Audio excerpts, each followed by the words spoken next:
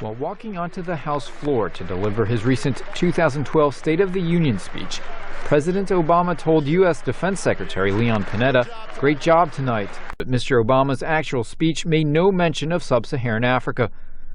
Kwaku Nwama, a Ghanaian professor at American University in Washington, is not surprised. Africa is not big in Washington, and there's no constituency that cares about Africa. Today, on the continent of Africa, nearly 30 million people have the AIDS virus, including 3 million children under the age of 15. There are whole countries in Africa where more than 1/3 of the adult population carries the infection. More than 4 million require immediate drug treatment. Yet across that continent, only 50,000 AIDS victims, only 50,000, are receiving the medicine they need.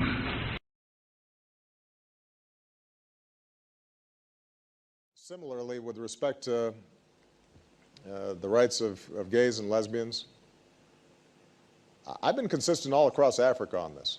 It's very difficult for us to be able to impose on people that which they themselves do not accept. This is why I repeatedly say that for Kenyans today, the issue of gay rights is really a non-issue. They are going to be treated differently or abused because of who they love is wrong. I mean, what kind of backward, intolerant country would treat people differently just because they're gay? That is so 1 month ago. AIDS can be prevented. Antiretroviral drugs can extend life for many years. And the cost of those drugs has dropped from $12,000 a year to under $300 a year, which places a tremendous possibility within our grasp. Ladies and gentlemen, seldom has history offered a greater opportunity to do so much for so many. I ask the Congress to commit $15 billion over the next 5 years, including nearly $10 billion in new money, to turn the tide against AIDS in the most afflicted nations of Africa and the Caribbean. We thank sincerely the American people. They are the people who are saving lives. They are the people who can be proud that lives are being saved on this continent. President Bush created the program in 2004. You've called this the greatest aid effort in modern times. Absolutely. There has never been a rescue mission, a mission of mercy of this magnitude that has produced such magnanimous results.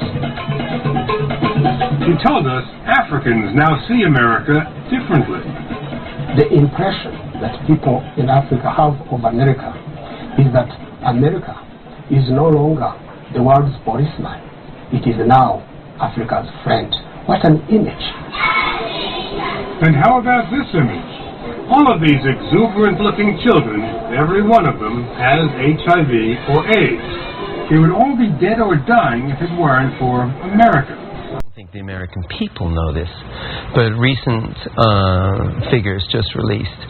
There are just under 10 million people on antiretroviral drugs. There are 10 million people alive because of American taxpayers, and it's something to really be incredibly proud of. And it's not just something to say on a sort of on your show. These are 10 million sentient souls. They've kids, they've cousins, they exist. I've met them.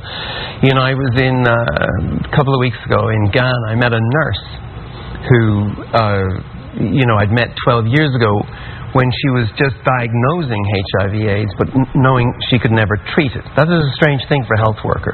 So I would just see queues of people just queuing up to get a death sentence.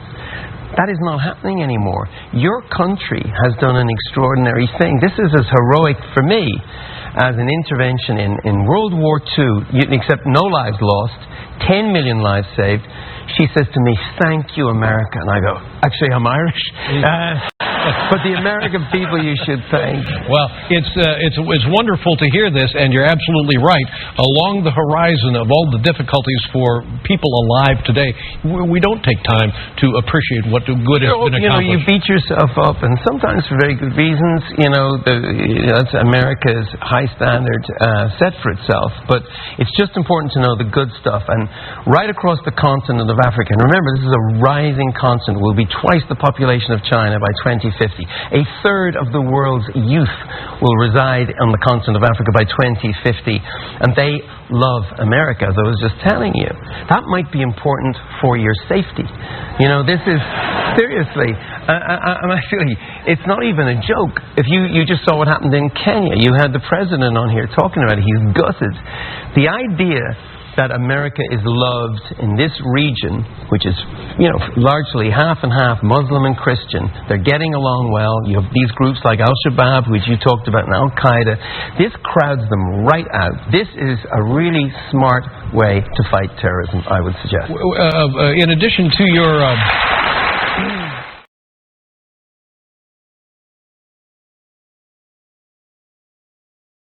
Making a speech in Ghana in 2009 about how the United States would hold African leaders accountable to good governance, President Obama has not returned to the continent. Patrick Mubobo, a Congolese American recently protesting in front of the White House, is one of those bitterly disappointed with Mr. Obama. After the U.S. government did little following flawed 2011 elections in his native, mineral-rich and heavily U.S.-assisted Democratic Republic of Congo. We want to tell him that it's over if he doesn't do the right thing for Congo, for the children who are crying and dying. If he doesn't do the right thing for democracy, he can count that he not only lose my vote, but he lose a lot of people's votes. I'll be very brief, and I'll be limiting my comments just to the things that I know personally that have been important for me and for George W. Bush. In 2000, as some of you may remember, there was a disputed election for several weeks. And finally, when President Bush became president, they had the inauguration in Washington on schedule. And I think my wife and I were the only two volunteer Democrats on the platform. And George and Laura afterwards came up and thanked us for coming. And so he said, now, if there's anything I can ever do for you, let me know, which was a mistake he made. And I said, Mr. President, the Carter Center has programs in 35 countries in the world, and the worst problem now is a war going on between North and South Sudan. And millions of people have been killed, and I'd like for you to help us have a peace agreement there. And in a weak moment, he said, I'll do it. And I said, when can I meet your Secretary of State and your National Security Advisor? He said, well, I haven't even chosen them yet, but give us 3 weeks. So 3 weeks later, I came up and met with Colin Powell and Condoleezza Rice, and President Bush kept his promise. He appointed a distinguished senator from Missouri, John Danforth, and a great general from Kenya named Sumbewo. And in January of 2005, there was a peace treaty between North and South Sudan that ended a war that had been going for 21 years. George W. Bush is responsible for that. And that was the first of his great contributions to the countries in Africa. As has already been mentioned briefly here, he increased the development assistance to Africa from the time he went in office until he left from $1.4 billion to more than $9 billion. And that's an increase of 640%. That is development assistance. He established a PEPFAR program. There were 50,000 HIV sufferers in Africa being treated when he came in office. When he left office per year, 2 million. I'll let you figure the percentage on that. And now at this new institute, he has a program called Pink Ribbon, Red Ribbon, and he's to save women from cervical and breast cancer in sub-Saharan Africa. And that's, again, is something that's dear to my heart and I know means a lot to millions of people in Africa.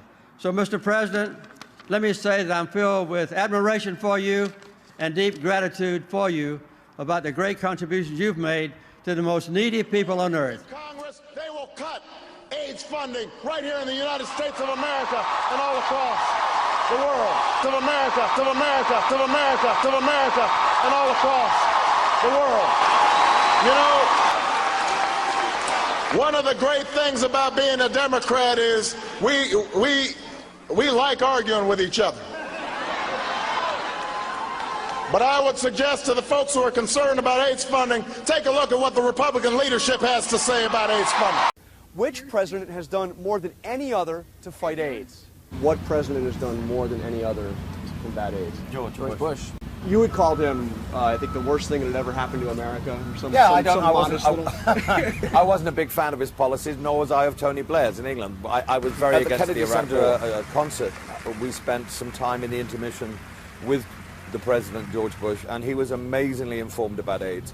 He treated us with such kindness. I had so much respect for him, especially when the PEPFAR thing was announced that he gave $15 billion to AIDS. He knew what he was talking about. One of the old adages in life is never judge someone until you meet them. And I didn't like his policies, but I have to say when I met him, I found him charming, I found him well-informed, and I found him determined to do something about the AIDS situation. So I changed my opinion of him.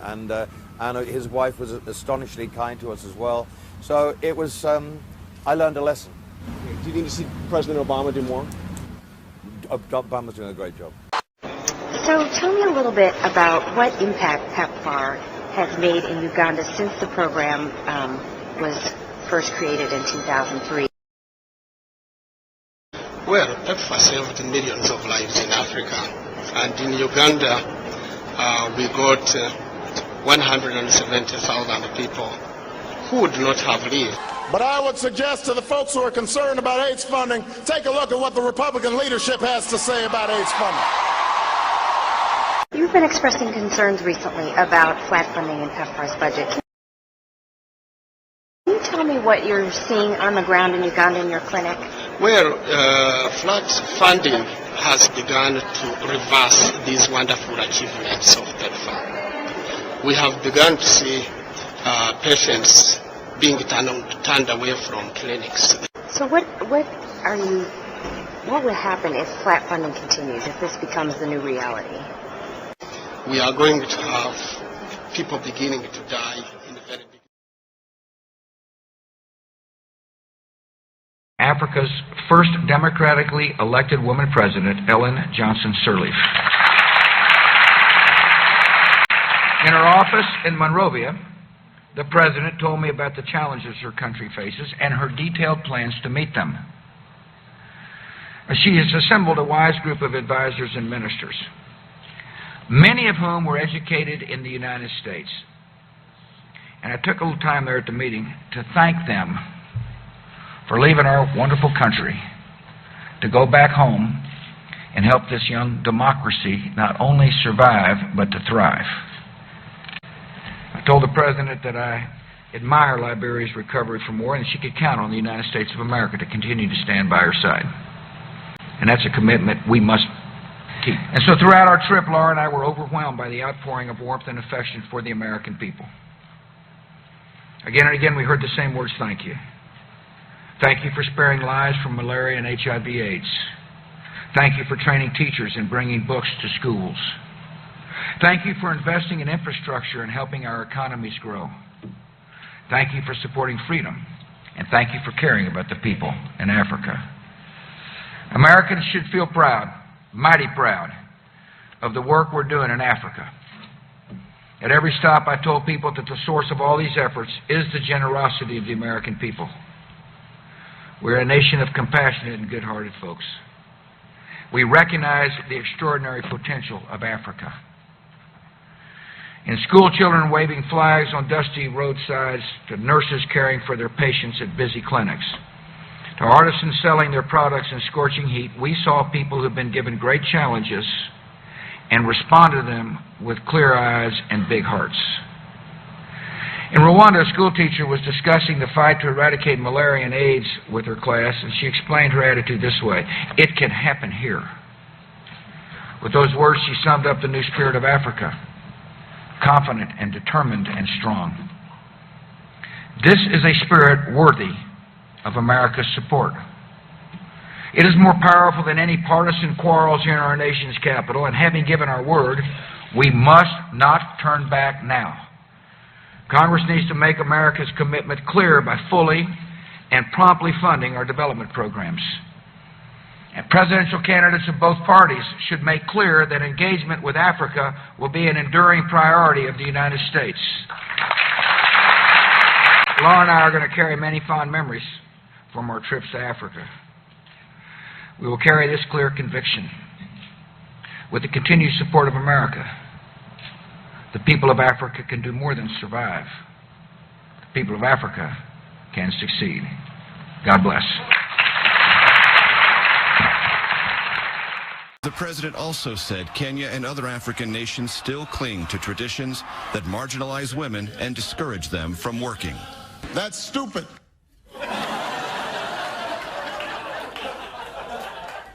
You're idiots. Knock, knock, who's there? You don't know, you're stupid. Obama arrived in Saudi Arabia today. I thought it was very important to come to the place where Islam began and to seek His Majesty's counsel. They did not discuss global concerns about Saudi human rights abuses. Oh, well, let that be a lesson in Africa. You want people, you need to lube us up first.